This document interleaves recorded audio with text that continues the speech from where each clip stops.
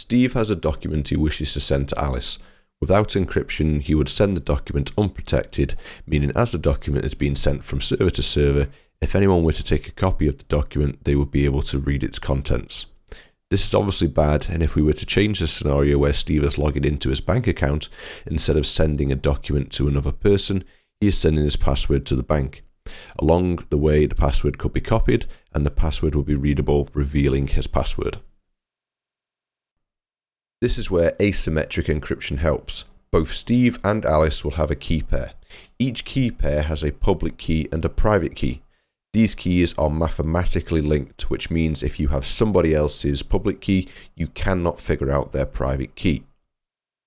So, Steve will use Alice's public key to encrypt his document.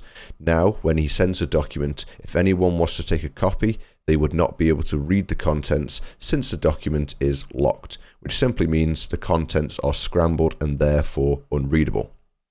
Alice will now receive the document, encrypted, and she will use her private key to decrypt the document, which reverses the encryption, essentially unscrambling the data and allowing her to read the document.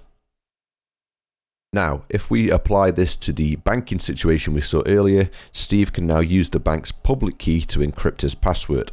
And again, if someone gained a copy of this password on its journey from Steve to the bank servers, they would not be able to see his real password since it would be encrypted. And once the bank receives the password, they then use their private key to decrypt and reveal the correct password, allowing him to log in.